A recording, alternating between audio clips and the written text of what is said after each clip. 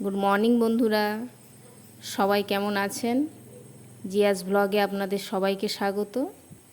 আজকে পুরো রোদ ঝলমলে আকাশ। এখন ওই 6টা বাজেনি, 15 মিনিট বাকি আছে। তো মেয়ে স্কুল যাবে, মেয়ের টিফিন বানাবো। তো চলুন যাই। আজকে মেয়েকে করে দেবো চিঁড়ের পোলাও খুব অল্প সময়ে। চিঁড়েটা ভিজিয়ে একটু সেদ্ধ করে নিচ্ছি, এরপরে জল ঝরিয়ে রাখবো। আর এপাশে কড়াইতে তেল দিয়েছি, একটা ডিম ভেজে নেব, মানে ঝুরো ঝুরো করে ভাজবো। আর একটু পেঁয়াজ কুচিয়ে নিয়েছি। খুব সামান্য কিছু আইটেম দিয়েই আমি এটা বানাবো, যেহেতু সকালের ব্যাপার, তো সবজি টবজি এত কিছু আমি অ্যাড করি না, সময়ের ব্যাপার আছে। তো এটাও খুব সুন্দর টেস্টি আর একেবারে হেলদি একটা খাবার। তো ডিমটা ভেজে তুলে নিলাম ঝুরো ঝুরো করে, আর অল্প তেলে পেঁয়াজটা দিয়ে ভেজে নেব।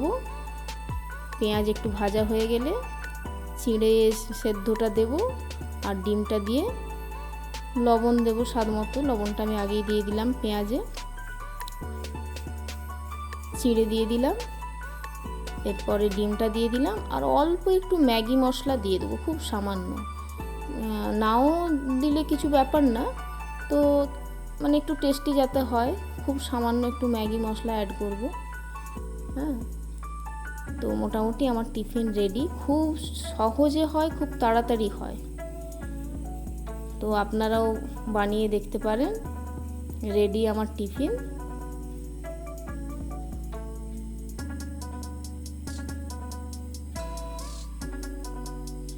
আমার মেয়ে এই খাবারগুলো খুব খুশি হয়ে খায়, মানে যে কোনো ডিমের প্রিপারেশনই ও ভালোবাসে।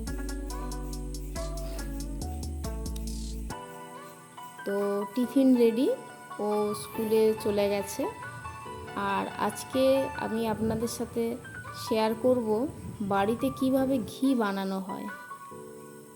তো সেটার আগে দেখাই যে মাশরুমটা, যেটা বলেছিলাম মিল্কি প্রজাতির মাশরুম, আমার ননদ এনে দিয়েছে। তো একটু একটু করে কিভাবে বড় হচ্ছে দেখুন, অনেকটা বড় হয়ে গেছে। আর 2-1 দিন পরে কেটে নেব। খুব সুন্দর বড় হয়েছে, একেবারে সাদা ধপধপে, ওপরটা পুরো মানে সেই বন পাউরুটি যেমন হয় সেই রকম। আর একটু বড় হলেই কেটে নেব। আর ওর সাইডে সাইডে অনেক ছোট ছোটও বেরিয়েছে। তো চলুন আজকে শুরু করা যাক কিভাবে বাড়িতে ঘি বানানো যায়। তো প্রথমে আমি ভাবছিলাম এটা শেয়ার করব না, তো যাই হোক, শেষে ভাবলাম যে না, আপনাদের সাথে শেয়ার করি। তো সেই জন্য প্রথম থেকে ক্যামেরাটা করা হয়নি, ভিডিওটা। তো প্রথম বলতে ওই ফ্রিজ থেকে জাস্ট বাটিতে শটটা তুলে রাখা হয়েছিল, সেটা বের করানো হয়েছে। তো মা করছেন এই কাজটা, মাই করেন, আমি এটা কিন্তু করি না। তো উনি শটটা বাটি থেকে ঢেলে নিলেন, এরপরে চটকাচ্ছেন।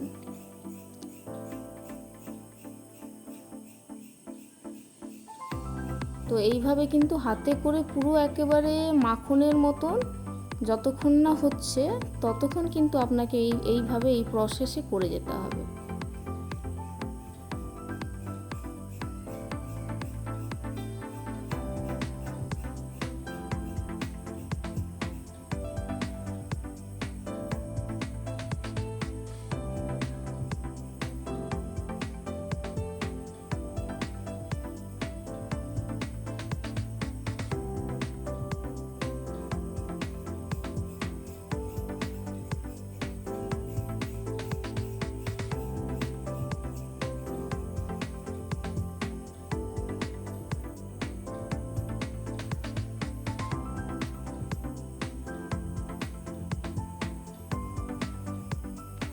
তো বন্ধুরা, মোটামুটি অনেকটাই মাখনের মতো হয়ে এসেছে।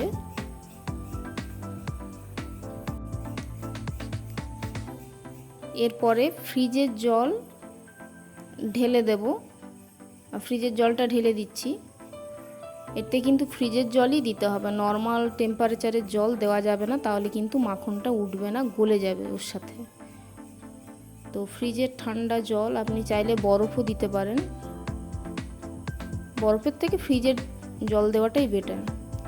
এইভাবে মা মাখনটা কিন্তু তুলে নিচ্ছেন। মাখনটা ভালো করে তুলে নিয়ে এই যে ঘোলটা বেরিয়েছে, এটা কিন্তু আপনি চাইলে খেতে পারেন। মানে যদি বেশি পুরনো সরের না হয়, সরটা যদি বেশি পুরনো না হয়, যেমন আমারটা 4 দিনের সরটা মাখন মানে ঘি হবে, তো ওই ঘোলটা আপনি খেতে পারেন। আর যদি অনেকের হয় কি 10 দিন 12 দিনের হয়, সেক্ষেত্রে না খাওয়াই ভালো, বেশি বাসি হয়ে যায়।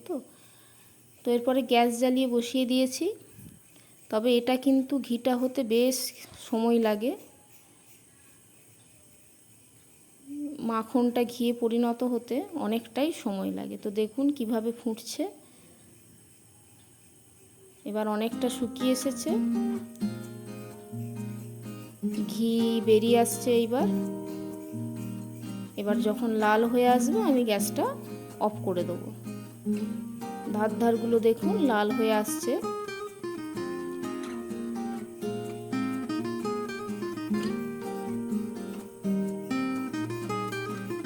তো ঘি আমার রেডি, আমি গ্যাস অফ করে দিলাম। এরপরে এটা ঠান্ডা হলে আমি শিশিতে ভরে দেব। তো ঠান্ডা হয়ে যাওয়ার পর শিশিতে ভরছি। একটা পরিষ্কার কাঁচের শিশি নিয়েছি। এটাই মোটামুটি 100 গ্রাম মতন ঘি হয়েছে।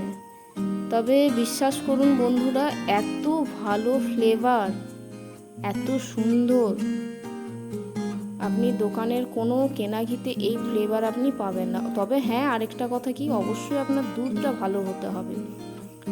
হয়তো আপনি দুধ ভালো পাচ্ছেন না, বা প্যাকেট দুধ যেগুলো আমরা নিই, প্যাকেট দুধের সর তুলে ঘি করলেও কিন্তু সেটা খুব একটা ভালো হবে না। এটা আমাদের দেশি গরুর দুধ, আর তাই জন্য এর ফ্লেভার দারুণ দারুণ টেস্ট।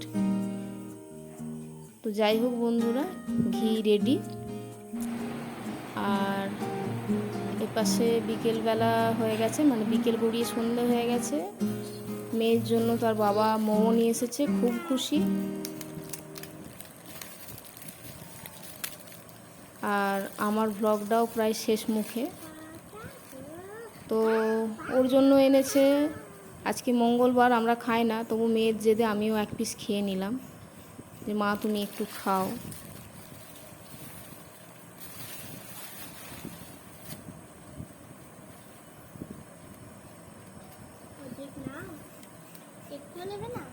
দুটো নেবো। হ্যাঁ, 8টা আছে কি 6টা খাই, দুটো নিচ্ছি। আরেকটা অর্ডার করলেন না কেন? বাবান জানে আমি খাবো না।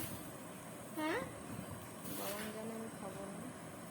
দেখ বুদ্ধিটা দেখ, এটা যে টানবি। এইসব খাবার পেলে কোনো বাচ্চাই বোধহয় মানে দুষ্টুমি করবে না খাওয়ার জন্য। আমার মেয়ে কেন, সব বাচ্চাই। হাই বন্ধুরা, সবাই কেমন আছেন? আমি খুব একটা ক্যামেরার সামনে আসি না, তো আজকে ইচ্ছে হলো যে ব্লগটা শেষে একটু আপনাদের সাথে কথা বলি। তো আমার ব্লগ কেমন লাগছে প্লিজ কমেন্টে জানান, আর প্লিজ পাশে থাকুন, চ্যানেলটা সাবস্ক্রাইব করে দিন। আর সবাই খুব খুব ভালো থাকুন, সাবধানে থাকুন, সুস্থ থাকুন। ব্লগটা এখানেই শেষ করছি। Good night.